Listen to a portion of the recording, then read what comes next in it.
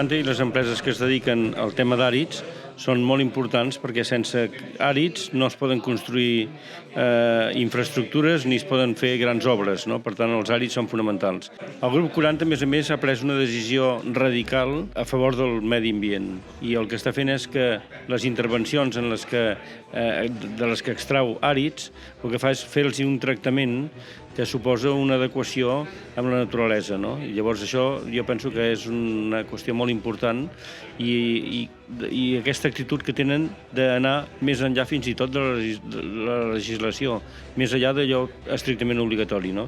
Tant que han tingut diversos premis a nivell europeu en aquest sentit, no? En el sentit de respecte al medi ambient.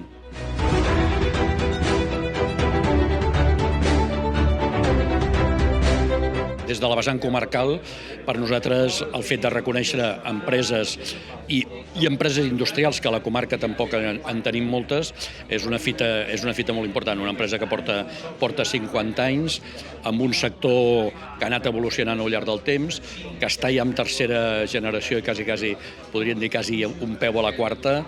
Per tant, és quelcom que torno a dir, que com a país, com a territori, necessitem.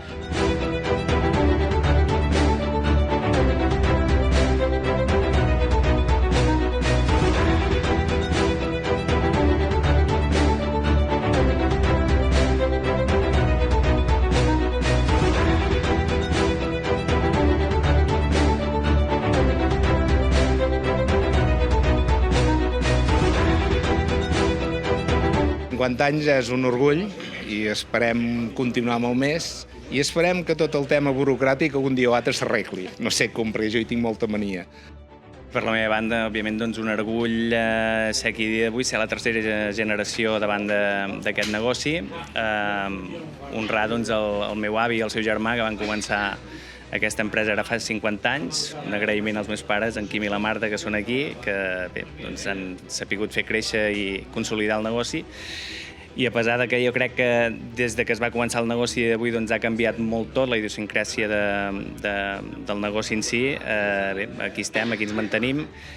Tinc els meus fills que pugen darrere, que no sé si seran la quarta generació o no, però bueno, de moment aquí estem lluitant i esperem que sí, per molts anys.